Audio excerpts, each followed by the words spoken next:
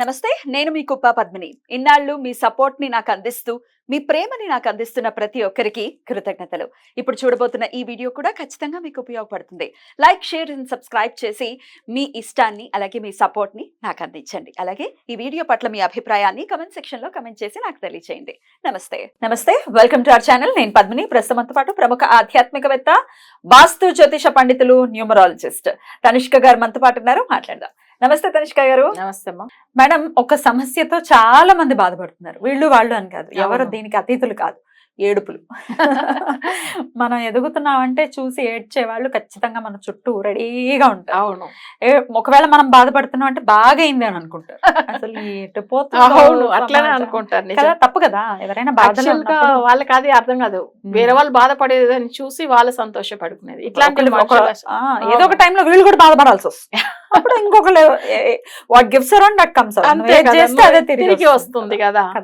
ఈ ఏడుపుల బాధలు తాళలేకపోతున్నా ఎన్నో చాలా మందిని చూస్తూ ఉంటాం. మనం చాలా కష్టపడి హార్డ్ వర్క్ చేసి మెట్టు మెట్టు పైకెక్కి చాలా చక్కటి స్థితిలోకి వెళ్తారు. అంటే హార్డ్ వర్క్ వాళ్ళని అక్కడికి తీసుకెళ్తారు. అవును.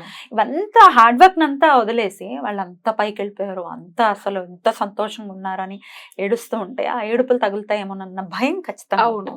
ఈ ఏడుపులు తగలకుండా ఉండాలి అంటే మనం తీసుకోవాల్సిన జాగ్రత్తలు ఏమైనా ఉన్నాయా, చేసుకోవచ్చా ఏమైనా? ఓకే అమ్మా. యాక్చువల్ గా వీళ్ళకి ఏడుపులు అనేది ఎవరి దగ్గర నుంచి వస్తుందంటే మరి వాళ్ళ కజిన్స్ దగ్గర వాళ్ళే, వాళ్ళ సిబ్లింగ్స్, శత్రువులు ఎక్కడ బయట వాళ్ళు కాదు. తర్వాత ఏంటంటే కొన్ని మందులు ఏంటంటే ఇంటి చుట్టుపక్కల ఉండేవాళ్ళు.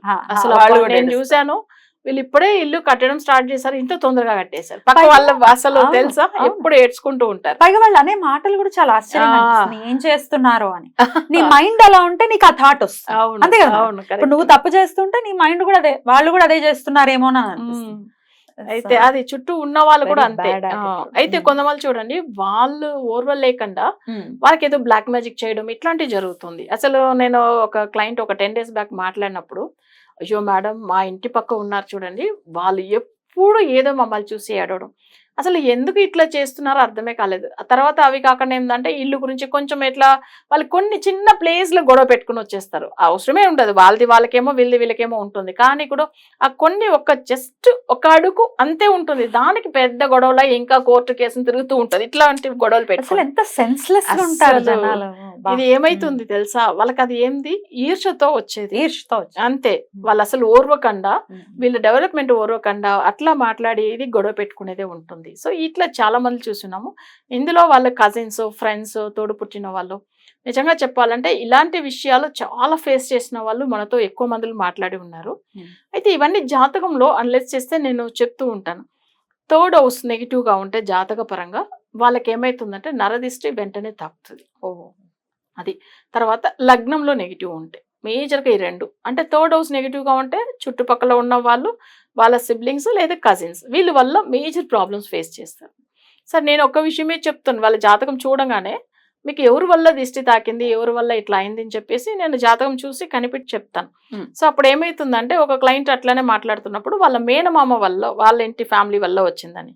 ఎందుకంటే వాళ్ళు చెప్పిన సంబంధం చేసుకోకుండా, వాళ్ళ అమ్మాయిని చేసుకోకుండా బయట చేసుకునేది, ఇట్లా ఉన్నదాని వల్ల వాళ్ళు మా మీద ఏడుపులు. సో అక్కడ నుంచి మా డెవలప్మెంట్ అనేది ఆగిపోయింది. అసలు పెళ్ళైన తర్వాత చాలా ప్రాబ్లమ్స్ ఫేస్ చేస్తున్నాం. బట్ ఇది కూడా ఇట్లా వాళ్ళకి ఏడుపుల వల్ల ఏమవుతుందంటే వీళ్ళు డౌన్ అవుతూ వస్తున్నారు. సరే, మనం ఏం తప్పు చేయలేదు, కానీ మనకి ఇష్టం ఉన్న వాళ్ళని మనం చేసుకున్నాం, కానీ దీనికి ఇట్లా చేస్తారా అనేది అనిపిస్తుంది. కానీ వాళ్ళకి ఏంటంటే మన పాపని పెళ్లి చేసుకోకుండా వేరే దగ్గర చేసుకున్నారు కదా, వాళ్ళు అసలే బాగుండకూడదు. ఇట్లా కొన్ని వాళ్ళకి ఇది నిజమైతే, ఎందుకంటే ఇలా చేస్తున్నారు అసలు. అయితే ఇంకా కొంతమందిలో ఏంటంటే ఒకరి డెవలప్మెంట్ ను ఓరకంటే ఏమైతుందంటే మనకంటే వాళ్ళు ఎప్పుడు తక్కువనే ఉండాలి. సో వాళ్ళు ఫెమిలియర్ అయిపోతున్నాం, మంచిగా ఫైనాన్షియల్ గా బాగా డెవలప్ అయిపోతున్నాం, మనకు రెస్పెక్ట్ ఇవ్వరు కదా. బట్ ఇవి మీరు అనేట్టుగా ఈ జనుల దగ్గర ఉన్న ఆ ఈర్షనే వాళ్ళు ఏం లేకుండా చేసేస్తారు. ఖచ్చితంగా. దీనికి ఒక చిన్న ఎగ్జాంపుల్ ఏం తెలుసా, అసలు మహాభారతంలో ఈ గౌరవులకు అసలు చాలా ఆస్తి, పాండవులకు ఏమి లేదు. కానీ ఒక చిన్న అంటాడు కదా, ఒక చూది పొడిస్తే ఎంత ప్లేస్ ఉందో అంతవరకుమే నీకు జాగ ఇస్తాను అంటాడు కదా ఆయన. అస్సలు ఎంత మోసం నీచమైన. అయితే ఏమైందంటే తను ఒక జాగ ఇస్తాడు, కానీ అక్కడ ఉట్టి సర్పాలే ఉంటది కదా, వీళ్ళని ఏం చేస్తుంది. కానీ అలాంటి జాగ ఇచ్చేసి ఏం చేస్తాడు తెలుసా, అది ఇంద్రప్రస్థం అంటారు. తర్వాత అంత రాజు అంతే మొత్తాన్ని సృష్టిస్తాడు, మంచి చేస్తాడు కదా. కానీ ఆ చిన్న ప్లేస్ ఆయనకి ఇచ్చిన తర్వాత ఇక్కడ ఏమైందంటే తినది చాలా అంటే చాలా 99% ఆస్తి ఎక్కువ ఎవరికంటే అసలు ఇక్కడ ఈయనకే కదా. మనం అంటే మనం గౌరవులు ఆయనకు అసలు గౌరవర్ పాండవర్ని అంటాం కదా, దుర్యోధనుడికి కదా ఆస్తి. వీళ్ళు గౌరవర్ని అంటాము, వాళ్ళు పాండవులను అంటాం, పాండవర్ తమిళ్లో. అయితే ఈయన దుర్యోధనుడికి ఆస్తులు ఎక్కువ. ఎప్పుడు ఈయన ఆస్తి తగ్గిపోయింది తెలుసా, వాళ్ళకి ఇచ్చిన కొన్ని ఆస్తిని చూసి ఏడవడం స్టార్ట్ చేశాడు. మొత్తం కరిగిపోయింది. అందుకే ఎప్పుడైనా కానీ ఇంకొకరి మీద ఏడుపు ఉండకూడదు అసలు. ఆయన ఒక్కటే ఎగ్జాంపుల్ చాలు. ఎందుకంటే ఎంత పెద్ద ఆస్తి ఉండేవాడు అసలు దుర్యోధనుడు. కానీ వీళ్ళకి ఇచ్చిన ఆ చిన్న ఆస్తిని చూసి రోజు ఏడ్చి ఏడ్చి ఏడ్చి అసలు అట్లానే తగ్గిపోయింది. అసలు అలానే జనులు కూడా ఏంటంటే ఒక్కరి మీద ఏడుపు అసలు పెట్టుకోనికి రాదు. వాళ్ళు బాగున్నారంటే చాలా మంచిదే. ఇప్పుడు ఓన్ సిస్టర్స్ ఒక 3-4 ఉంటారు, లేదు బ్రదర్స్ ఉంటారు, వాళ్ళు బాగుంటే ఒక హెల్ప్ అయినా కూడా వెళ్ళి అడగొచ్చు. వాళ్ళు ఏం లేకుండా అయిపోతే ఒక ఎట్లా అడుగుతాం అసలు, బయట వాళ్ళు ఇవ్వరు కదా. అసలు తోడు పుట్టిన వాళ్ళు అట్లీస్ట్ హెల్ప్ చేస్తారు కదా. ఆ ఏడుపు అనే దాని వల్ల ఏమైపోతుంది, వాళ్ళలో ఏం లేకుండా వీళ్ళు ఏం లేకుండా అయిపోయి మళ్ళీ ఇంకా ప్రాబ్లమ్స్ ఎక్కువ అవుతుంది. మరి ఆల్రెడీ మరి ఇవి వాళ్ళకి అర్థం కావండి, ఖచ్చితంగా ఏడుస్తున్నారు మమ్మల్ని చూసి, ఏం చేసుకోవచ్చు మేడం తగలకుండా ఉండడం? ఓకే, జనరల్ గా ఏంటంటే ఏడుపులు అనేటప్పుడు ఏంటంటే మన ఇంటి దాకా రాకూడదు అనేటప్పుడు నరదిష్టి సంబంధించింది అసలు యంత్రం కట్టించవచ్చు, నరదిష్టి యంత్రం ఒకటి. రెండవది ఏంటంటే నరదిష్టికి మేజర్ కారకుడు ఎవరంటే వినాయకుడు. వినాయకుడు కూడా కళ్ళు పెద్దగా ఉండే బొమ్మ ఉంటుంది చూడండి, అది కూడా ఏంటంటే నరదిష్టి గణపతిని అంటారు. సో ఆయన యంత్రం పెట్టడం చాలా మంచిది. సో నెక్స్ట్ మనం వచ్చి ఇంట్లో కడుపు ముందుగా నిమ్మపండు వచ్చి ఆఫ్ కట్ చేసి దాంట్లో పసుపు కుంకుమ వచ్చి చాలా బ్రైట్ గా రెడ్ గా అట్లా కనిపిస్తే భయం వేస్తాయి. కుంకుమ అంటే అసలు మేజర్ దిష్టి తాకుండా ఉండేదానికి పెట్టేది. మనం కూడా నెత్తిలో అందుకే కుంకుమ పెట్టుకుంటాం, అంటే మనం చూడగానే ఆ దిష్టి అంతా అవి తీసేస్తుంది కుంకుమ, అందుకే పెట్టాలి. సో ఇక్కడ ఏంటంటే ఆ నిమ్మపండులో అట్లా పసుపు ప్లస్ కుంకుమ రెండు పెట్టి, రెండు లెఫ్ట్ రైట్ రెండు సైడ్లు పెట్టేవాళ్ళు. అవి కాకుండా గుమ్మడికాయ కట్టవచ్చాము. కొంతమందికి ఏంటంటే కడితే కూడా అసలు అది సెట్ అవ్వదని చెప్తారు. నిమ్మపండు తర్వాత పచ్చిమిర్చి ఇవన్నీ కట్టించి పైన అసలు గుమ్మంలో కట్టవచ్చాము. ఇంకొకటి తమిళ్లో పడిహారం అంటారు, పెద్దదిగా ఉంటది కదా వైట్ కలర్ది, అది తెలుగులో ఏమంటారు అసలు అంటే బూడిద గుమ్మడికాయ. బూడిద గుమ్మడికాయ కాదు, పడిహారం అంటారు కదా, పడిహార కళ్ళని వైట్ కలర్ పెద్దది క్రిస్టల్ లాగా ఉంటాయి కదా. అదా పటిక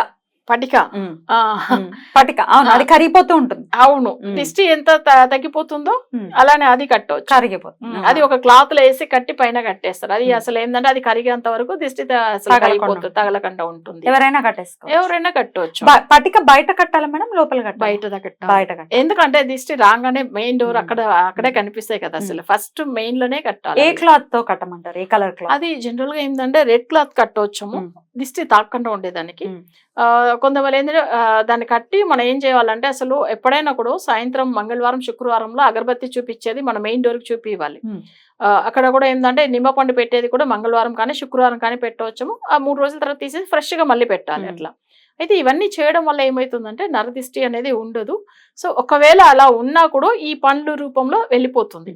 మరీ ఇంకా ఘోరంగా ఉంది అంటే ఒకరి వల్ల చాలా దిష్టి తాకుతుందండి, నాకు అసలే బాగాలేదు అంటే ఒక నిమ్మపండు తీసుకోవాలి.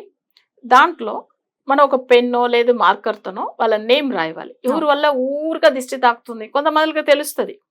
సో వాళ్ళ నేమ్ దాంట్లో రాసి దేవుణ్ణి మంచిగా మొక్కుని వీళ్ళు దిష్టి మా మీద పడకూడదు అని చెప్పి మన రోడ్లో అంటే మన ఎక్స్ రోడ్ ఉంటది, కొన్ని వచ్చి 3 రోడ్లు జాయిన్ అయ్యేది ఉంటది కదా, అక్కడ వెళ్ళి తీసుకెళ్లి వేస్తారు. తమిళ్లో ముక్కుట్టు అంటారు, 3 రోడ్డు జాయిన్ అయ్యేదని. సో అక్కడ తీసుకెళ్లి వేసేసి కట్ చేయకూడదు, అలానే వేసేసి ఏం చేయాలంటే అసలు మాకు వీళ్ళ వల్ల ఎలాంటి దిష్టి తాకూడదు, మన ఇంట్లో మొక్కేసి తీసుకెళ్లి వేసేసి రావాలి.